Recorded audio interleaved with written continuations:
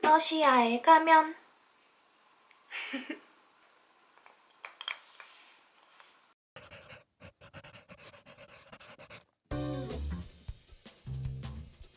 드디어 러시아에 가면 시리즈로 돌아왔어요. 돌아왔어? 처음 왔어요. 여기에는 러시아 전통 인형 마트료시카예요. 지금부터 러시아 여행에서 가장 많이 질문받았던 7개 따단 알려드릴게요. 자, 그럼 시작합니다. 가장 중요한, 가장 궁금해하셨던 비용, 전체 비용을 알려드릴게요. 제가 8월 여름 15일, 2주 동안 러시아 여행을 하고 왔어요. 아시는 분들은 아시겠지만 모스크바인에서 블라디보스톡 아우스로 2주 동안 다녀왔는데 전 모두 투어 티켓을 이용했고요. 정확히 62만 7,600원이 들었어요. 왕복 직항 티켓이에요. 그리고 러시아에서 시베리아 횡단 열차를 탔죠. 8월 기준 2번 열차 1층 자리 약 15루블이에요.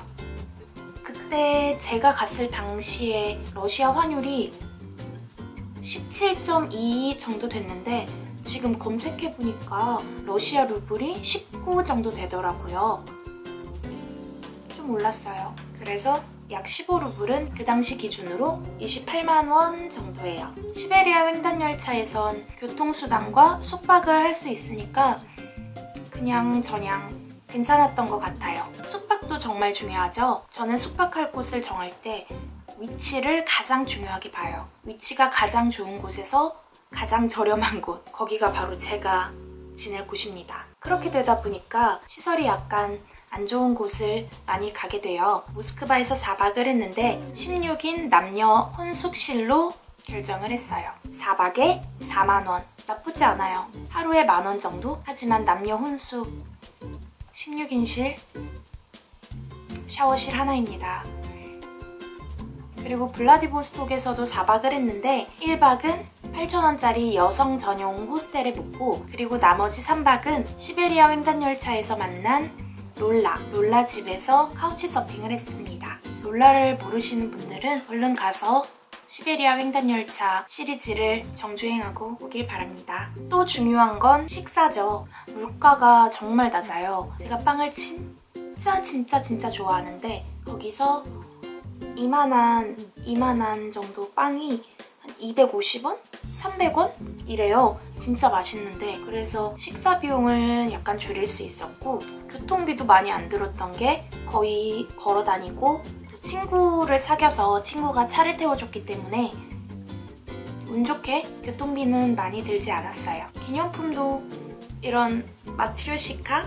이런 건 약간 비싸긴 한데 다른 건 괜찮은 것 같습니다. 음식, 교통비, 그리고 이용료, 기타 기념품들 합쳐서 한 30만 원 정도 썼어요.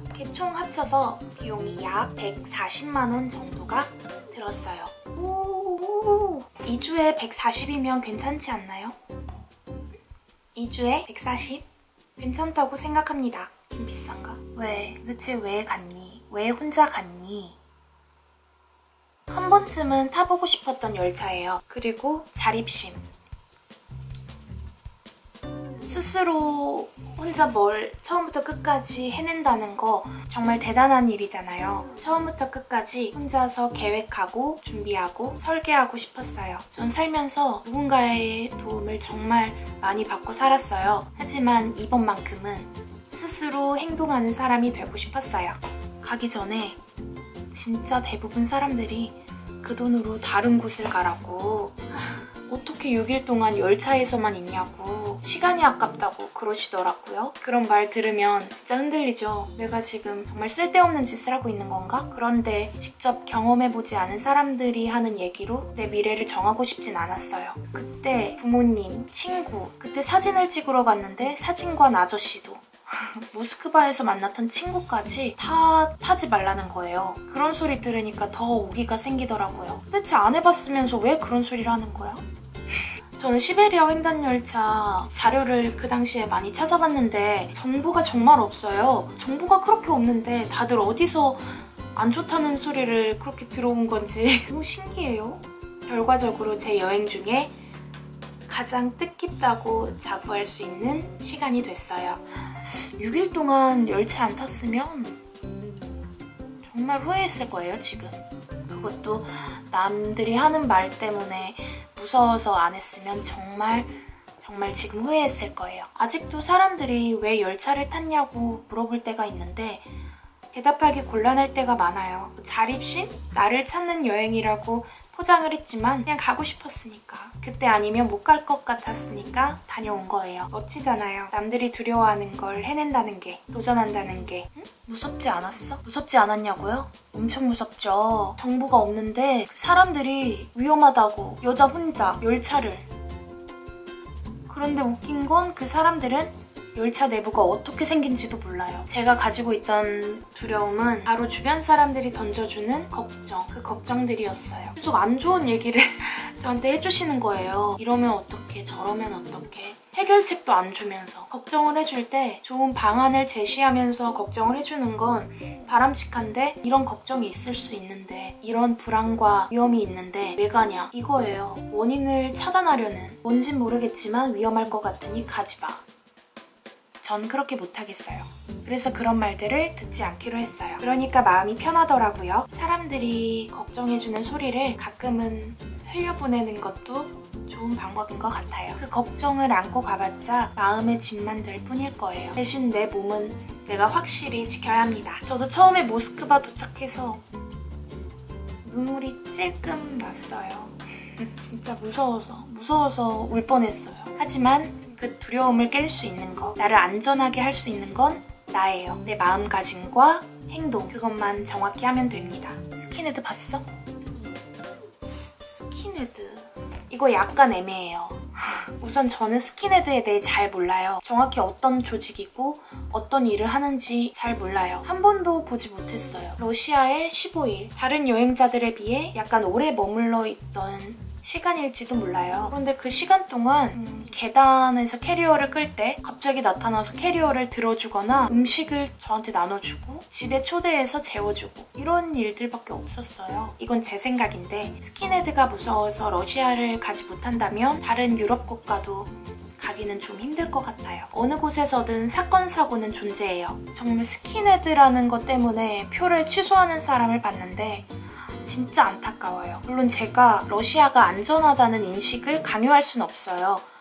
어디서든 사건, 사고는 일어날 수 있으니까요. 하지만 제가 하고 싶은 말은 그냥 사람들을 믿으세요. 우리는 다 같은 사람이잖아요. 착한 사람이든 나쁜 사람이든 어디든 다 존재해요. 제가 생각하는 나쁜 쪽은 머리가 없다고, 삭발을 했다고 스킨헤드라고 오해하고 불편한 기색을 내비치는 그런 쪽이 아닐까 생각해요. 제가 운이 좋았던 걸 수도 있지만 혹시 스킨헤드 때문에 러시아 여행을 꺼리신다면 저도 그렇게 강력하게 추천드리고 싶진 않아요. 언제 어디서 무슨 일이 일어날지는 모르는 거니까요. 언어 어떻게 해? 언어. 러시아어 한 단어라도 아는 사람 정말 별로 없죠? 그리고 가끔은 저한테 영어 못하는데 러시아 갈 수 있어요? 라고 물어보시는데 갈 수 있어요. 왜냐면 러시아에서는 영어를 흔하게 사용하지 않아요. 정말 많이 못 보실 거예요. 러시아어를 잘하지 않는다면 영어도 잘하지 않아도 돼요. 어차피 말이 안 통하거든요. 러시아에서는 워터, 물 이것도 못 알아들어요. 제가 목이 정말 많이 말랐는데 아무리 워터 해도 아무도 못 알아듣더군요. 그래서 영어 10문장보다 러시아어 한 문장이 더 큰 도움이 될 거예요. 그리고 우리 다 가지고 있잖아요. 구글 번역기.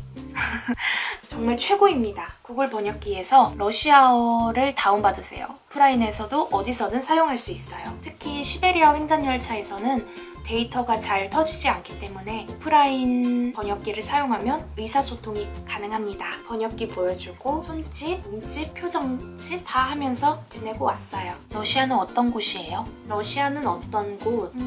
러시아는 전체적으로 무표정한 나라 같아요. 정말 표정이 정말 차가워서 처음에 그 표정을 보면 말을 걸기가 약간 어려워요. 하지만 그 모습에 기가 죽으면 안 됩니다. 길을 물어보면 정말 상세하게 가는 법을 알려주고 장난치는 것도 정말 좋아해요. 그래서 시베리아 횡단열차 탔을 때 제 또래인 친구들이 많았는데 그래서 계속 장난쳤어요. 말도 잘 안 통하는데 어떻게 농담도 주고받고 개그 코드도 맞더라고요. 그러면서 장난도 치고 그냥 한국에서 노는 것처럼 친구들이랑 노는 것처럼 처음 만난 사이인데도 그냥 그렇게 놀아지더라고요. 사람 사는 거 다 똑같아요. 건물이 아름답고 제가 정말 좋아하는 연어가 많이 짜고 제가 좋아하는 자작나무가 드넓게 펼쳐져 있고 분수가 어딜 가나 있고 공사를 하루 종일 하고 있고 마음이 따뜻한 러시아 사람들이 많이 사는 곳이에요. 아이스크림 꼭 사드세요. 진짜 맛있어요. 그럼 이런 러시아 다큐멘터리를 왜 찍고 있냐면 러시아를 가기 전에도 가서도 갔다 와서도 러시아에 대해 궁금해하는 사람들이 정말 많고 두려워하는 사람도 많아요. 그게 너무 안타까웠어요. 러시아에서 보고 들었던 걸 아주 조금이나마 보여주고 싶었어요.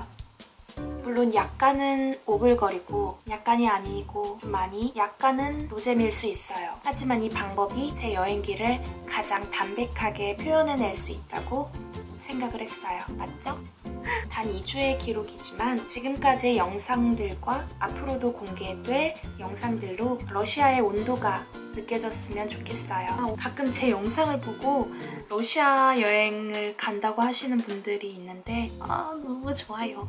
정말 기뻐요. 러시아 A를 찍어봤는데 어떠셨어요? 그러면 도움이 되셨길 바랍니다. 티를 씻는